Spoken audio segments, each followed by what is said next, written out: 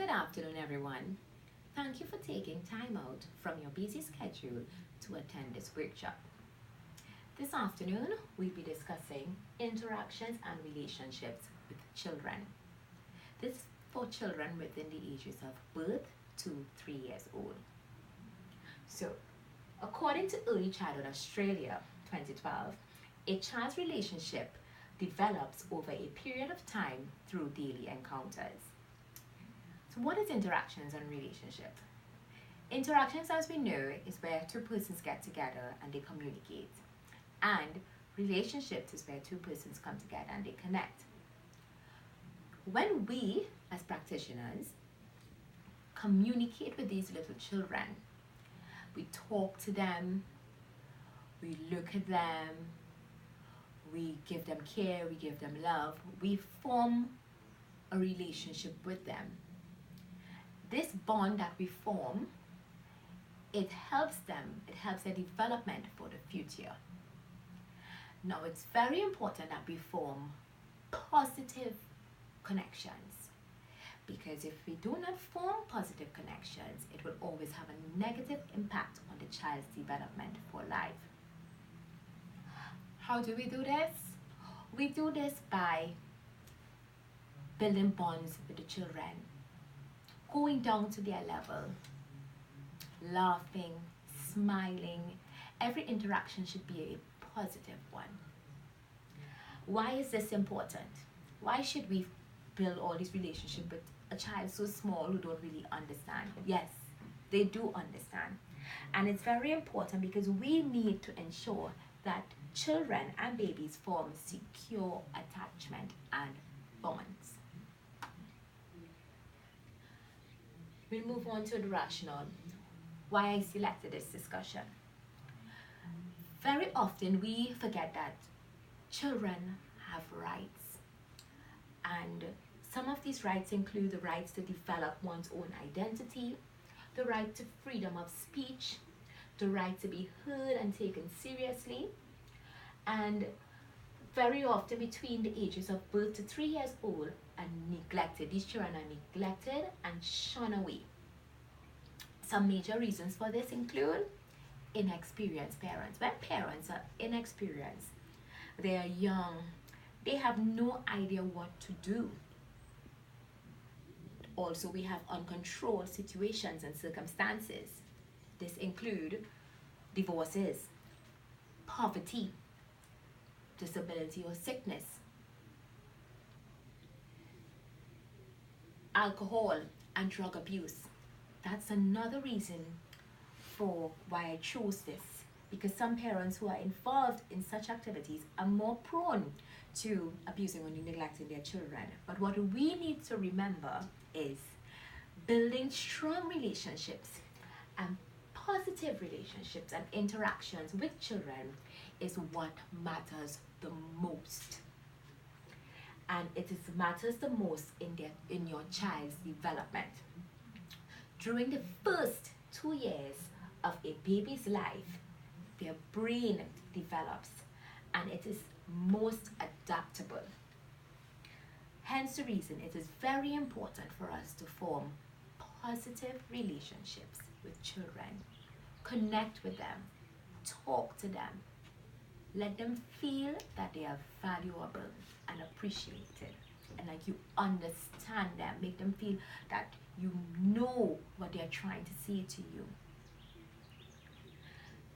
Inappropriate practices, we'll move on to that. What are inappropriate practices? These are practices that we all should not be doing at all, because it has negative effects on our little ones. First one we would look at is stereotype. For instance, Cindy was not included in a Christmas play because of her religion.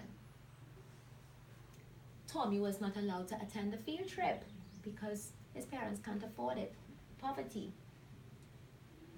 Maya took a toy away from Ben and he's told to stop crying and toughen up.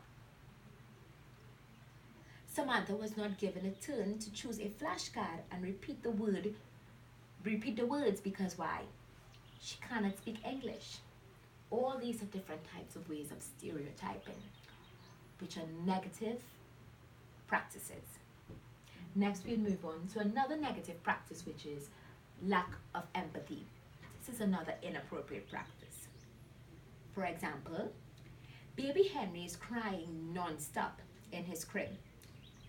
No one is going to pick up baby Henry. They're leaving him to cry, and they're telling him, hush your mouth, Henry. Hush your mouth. Stop crying. Or, what about Ken? Ken sat alone in a corner weeping after his mommy dropped him off. And he was left right there. No one even tried to console him, give him a hug, make him feel loved and appreciated, and say, Ken, don't worry. Mommy will be back. Or, what about one of the aunties just insist that Kai must use the color red to color his apple. Kai don't want to use the red color to color his apple. But he's being told you have to use red, but Kai wants to use yellow, so Kai is crying. Why are we forcing Kai? All of these are inappropriate practices. Another inappropriate practice, limited resources.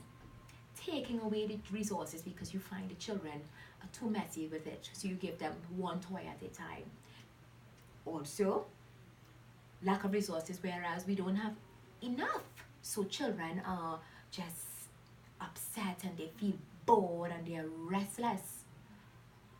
If there's not enough resources or we don't change the resources, these things will happen. Another inappropriate practice is no supervision. No supervision. You sit by your desk and your back is turned, or you're on your phone. Somebody fell off the chair. How will you know? Carla, somebody stuck Play-Doh up her nose. How will you know? Because you're not supervising, you're not paying attention. And all these things can happen when we do not supervise. Another inappropriate practice is the way we speak. We must speak properly. We must use the correct language. If the child name is Kayla, call her Kayla. Why are we calling her Kiki? Kiki, come here. Come here, Kiki. So when we call her Kayla, she doesn't know her name is Kayla. Or, are you all hungry? Come go get your foodie. What is foodie? We must practice speaking proper language. Now we move on to some developmentally appropriate practices. And these are the practices that we must practice in order for children to build positive relationships and have positive interactions. Example, having a positive interaction which builds trust and security. Diversity and inclusion, accepting children for who they are.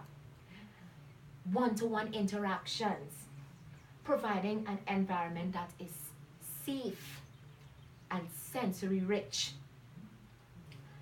Proper supervision at all times. I will say it again. Proper supervision at all times. Also promoting a language-rich environment. All these are good forms of developmentally appropriate practices, best practices. Next, we move on to some activities to support these practices. What can we do? Story time. Story time is an excellent way where learning and development are influenced by multiple cultural and social contexts. What about role play? Role play consists of its very consistent and responsive relationships with adults, and it gives them opportunities for positive peer relationships. Another activity is exploring with baby food. Let the baby explore with the food, right? This helps develop their fine motor skills, and it motivates them. You know, they get all different fine sensory from there. And finally, staff training, creating lifelong learners, where we, the teachers, will go on these courses and become the best practitioners ever. Thank you very much for attending this workshop, and I do hope you learned a lot from it. Thank you.